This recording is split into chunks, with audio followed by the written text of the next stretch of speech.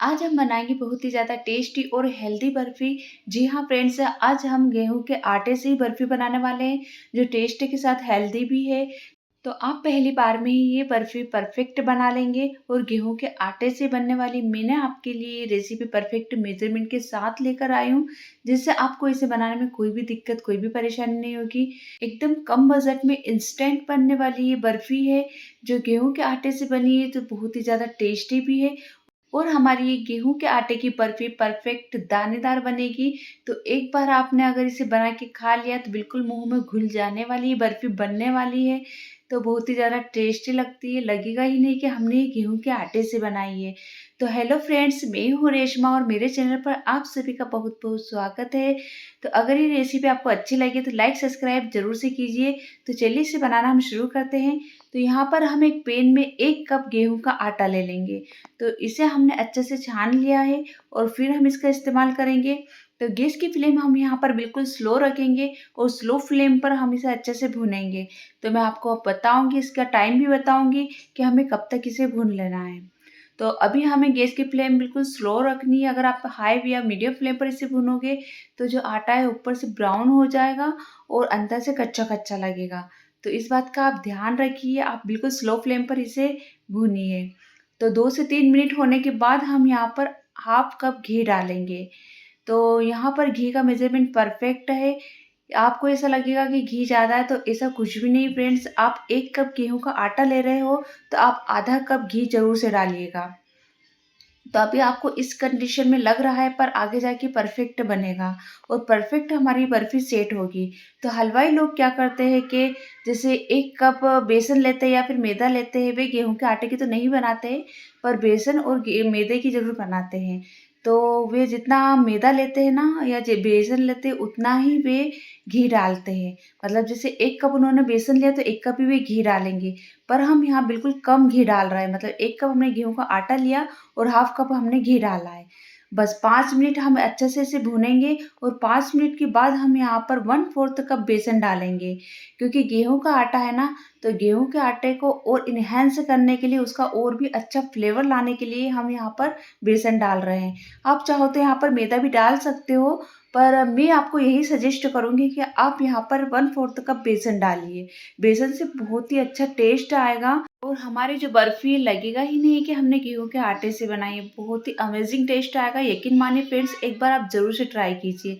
तो अब हमें इसे स्लो फ्लेम पर 15 मिनट तक कंटिन्यू चलाते हुए भून लेना है। मैं आपको यह नहीं कहूंगी कि इसकी मतलब स्मेल आने तक, थोड़ी खुशबू आने तक भूनना है, या फिर ये घी छोड़ते जब तक हमें भूनना है, या फिर हल्का सा ब्राउन कलर आ जाए जब तक हमें भूनना है। मैं आपको परफेक्ट टाइम बताती हूँ। आप 15 मिनट से आप 20 मिनट तक भी इसे स्लो फ्लेम पर भून सकते हो, कोई दिक्कत नहीं। पर आपको जल्दी है तो आप 15 मिनट भी इसे भून सकते हो। तो 15 मिनट में काफ़ी अच्छे से भुना जाती है और हल्का सा इसका कलर चेंज हो जाएगा, हल्की सी इसमें अच्छे से भीनी भीनी सी खुशबू आने लगेगी। बस यहीं तक हम इसे भून लेना है। फिर हम इसे गैस से नीचे उतार देंगे। तो 15 मिनट के बाद मैंने इसे नीचे उतार दिया और इसमें 1/4 कप हम यहाँ पर मिल्क पाउडर डालेंगे। तो हमने यहाँ पर नहीं मावा डाला है और नहीं खोया डाला है। तो हमने बहुत ही सस्ते में इस मिठाई को बना रहे हैं। तो हमने यहाँ पर सिर्फ 1/4 कप हमने मिल्क पाउडर डाला है। बस अच्छे से इसे मिक्स कर लेंगे। हमें मिल्क पाउडर बिल्कुल कम क्वांटिटी में इस्तेमाल किया है। तो मिल्क पाउडर को हमें इसमें अच्छे से मिक्स करना है, क्योंकि उसमें लम्स वगैरह रहते हैं। तो जब तक इस तरह से डो फॉर्म में नहीं आ जाए, बिल्कुल स्मूथ टेक्सचर नहीं आ जाता, जब तक हम इसे मिक्स कर लेंगे।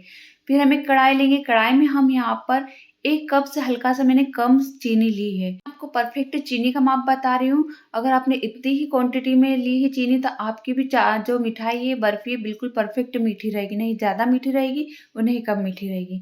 तो 1 कप से मतलब 2 चम्मच, आप 2 टीस्पून कम डालिएगा शक्कर, और उसमें हाफ कप हम यहाँ पर पानी डाल देंगे। मतलब चीनी का हाफ हमें यहाँ पर पानी डाल देना है और इसे एक तार की चाशनी आने तक हमें पका लेना है। बस आप इतना ध्यान रखिएगा कि 1 कप चीनी ली है हमने और हाफ कप हमें यहाँ पर पानी डालना है। बस इसका अच्छे से तार बन जाए, जब तक हमें इस चाशनी को अच्छे से पका लेना है। आप चाहो तो यहाँ पर कलर भी ऐड कर सकते हो, पर मैंने बिल्कुल भी कलर इसमें ऐड नहीं किया है, क्योंकि गेहूं के आटे और बेसन का नेचुरली कलर इतना अच्छा आएगा कि कुछ भी कलर ऐड करने की जरूरत नहीं है।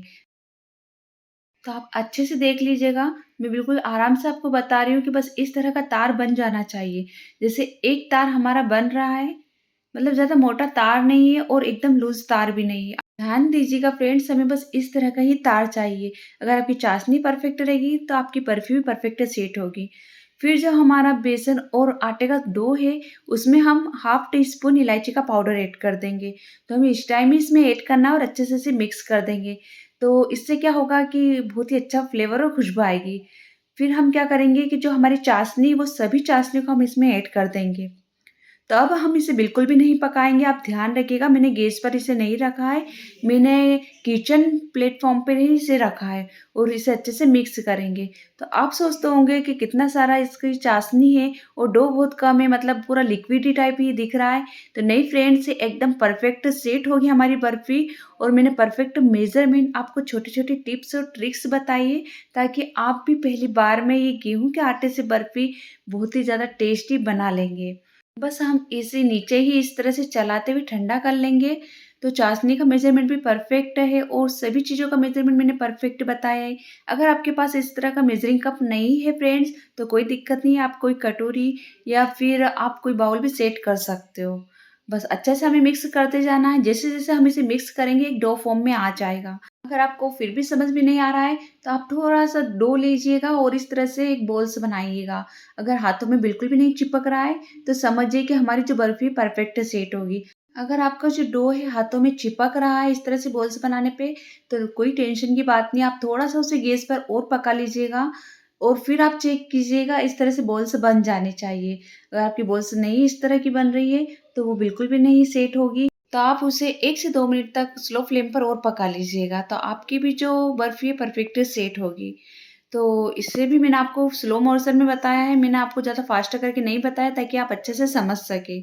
बस मैंने यहाँ पर एक स्क्वायर शेप का बर्तन लिया है, तो आपके पास अगर ये नहीं है तो आप जैसे गोल प्लेट आती है, तो आप उसमें भी, जो घर में हमें नेट नॉर्मली प्लेट आती है, आप उसमें भी अच्छे से सेट कर सकते हो।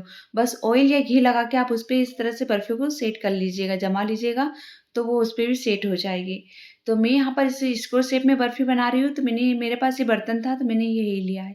इस पे मैंने बटर पेपर रख लिया है और थोड़ा-सा इस पे घी लगा लिया था और फिर जो हमारा डो है वो हम यहाँ पर रख लेंगे और अच्छे से इसे दबा-दबा के हम इसकी एक थिक बर्फ़ी बना लेंगे।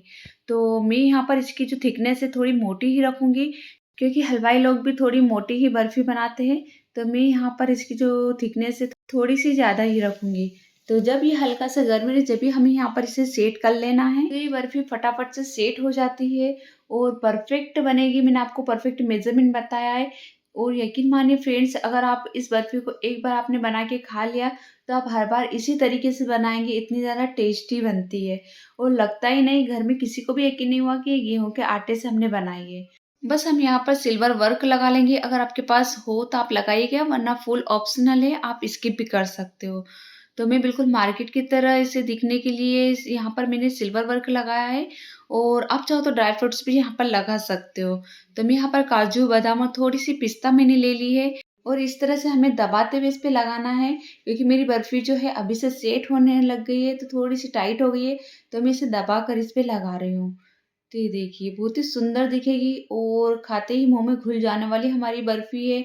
तो हमने इसमें ना ही मावा डाला है, ना ही खोया डाला है, फिर भी बिल्कुल मार्केट से भी ज़्यादा टेस्टी हमारी बर्फ़ी घर पे बन के तैयार होगी। तो मैंने थोड़ी-सी इस पे पिस्ता भी स्प्रिंकल कर दी है। बस इसे 2 घंटे के लिए हम रूम टेम्परेचर पर ठंडा होने के लिए रख देंगे। अच्छे से सेट हो जाए, तो आप इसे फ्रीज़ में बिल्कुल भी मत रखिएगा, नहीं तो फ्रीज़ में क्या है कि ये पानी छोड़ देगी, मॉइस्चर छोड़ देगी। तो मैंने यहाँ पर 2 घंटे तक किचन में ही रूम टेम्परेचर पर ही रख रखा था, तो परफेक्ट सेट हो गई है। अब हम इसे कट कर लेते हैं, तो आप कट करने से ही समझ गए होंगे कि कितनी परफेक्ट सेट हुई है। मैं आपको अंदर से भी बताऊँगी, इसका टेक्सचर भी बताऊँगी, बहुत ही दानेदार इसका टेक्सचर बना है फ्रेंड्स। तो एक बार आप इस बर्फ़ी को ज़रूर से ट्राई कीजिएगा, बिल्कुल लो बजट में। और मैंने जब इसे बनाया था, तो उसी टाइम ये सबने खा ली थी और ख़त्म हो गई थी। इतनी ज़्यादा टेस्टी बनी थी और सभी ने बहुत तारीफ़ करी थी और सभी यही कह रहे थे कि लग ही नहीं रहा है कि ये गेहूँ के आटे की है, नहीं इसमें मावा है, नहीं खोया है, बहुत ही ज़्यादा टेस्टी बनी थी। खाते ही एक पीस खाया और मन कर रहा था कि और खाएँ, तो मैंने 1 कप गेहूँ के आटे से बनाई थी, तो ये कम पड़ गई थी, तो घर में सभी ने डबल-डबल माँगी थी, तो ये खत्म हो गई थी। तो ये देखिए बहुत ही परफेक्ट सेट हुई है फ्रेंड्स। तो एक बार आप मेरे कहने पे इस बर्फ़ी को ज़रूर ट्राई कीजिए। अगर आपको कुछ प्रॉब्लम या दिक्कत आ रही हो या फिर आपको कुछ चीज़ समझ में नहीं आ रही हो तो फ्रेंड्स आप कमेंट्स में मुझसे पूछ सकते हो, मैं आपका रिप्लाई ज़रूर दूँगी। मैं आपको ज़रूर सजेस्ट करूँगी कि अगर आपको जो दिक्कत आ रही है मैं आपकी प्रॉब्लम को दूर करने की पूरी कोशिश करूँगी। तो ये देखिए आप देख सकते हो कितना दानेदार टेक्सचर है और खाते ही मुँह में घुल जाने वाली बर्फ़ी थी। यकीन ही नहीं हो रहा था कि गेहूँ के आटे की फ्रेंड्स बहुत ही ज़्यादा टेस्टी बनी थी, बिना मावा, बिना खोया, बिल्कुल कम बजट में हमने घर में ही रखे सामानों से ये बर्फ़ी बना के कंप्लीट कर ली। तो आप आपके यहाँ मेहमान आ रहे हो तो भी आप इस बर्फ़ी को बना के उनके सामने रख सकते हो, उनको भी बहुत ज़्यादा पसंद आएगी। या फिर आप कहीं बाहर जा रहे हो तो भी आप इस बर्फ़ी को बना के ले जा सकते हो। तो सफ़र पे भी इस टाइप का थोड़ा-सा मीठा हो तो बहुत ही अच्छा लगता है।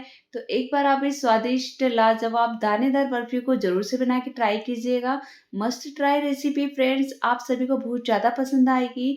वीडियो पसंद आए तो लाइक, सब्सक्राइब ज़रूर से कीजिए और कमेंट से भी अपना फीडबैक ज़रूर से दीजिए कि आपको ये रेसिपी कैसी लगी? आपको ये गेहूँ के आटे की बर्फ़ी कैसी लगी? दिखने में भी बहुत ही सुंदर लग रही है और खाने में यकीन मानिए बहुत ही ज़्यादा टेस्टी बनी थी। तो मैं अब आपको उसको तोड़ के बता देती हूँ कि इसका जो अंदर का टेक्सचर है वो कैसा है। तो आप देख सकते हो, ये देखिए बहुत ही दानेदार है और इसको देखते ही ऐसा लग रहा था कि बस खा लूँ। मैंने जैसे ही वो किनारी में वीडियो बना ही रही थी और मैंने किनारी जो साइड्स में रखी थी, तो थोड़ी ही देर में बच्चों ने वो कब गायब कर ली मुझे मालूम ही नहीं पड़ा। सभी और माँग रहे थे और इसे एक बार और बनाने की डिमांड कर रहे थे, इतनी ज़्यादा टेस्टी बनी थी। तो मेरे कहने से कुछ नहीं होगा फ्रेंड्स, एक बार आप खुद में ट्राई कीजिएगा और आप अपना फीडबैक ज़रूर से दीजिएगा कि आपको ये रेसिपी कैसी लगी। तो आप देख सकते हो मैं कट कर रही हूँ तो ही आप समझ गए होंगे कि कितनी अच्छे से सेट हुई है।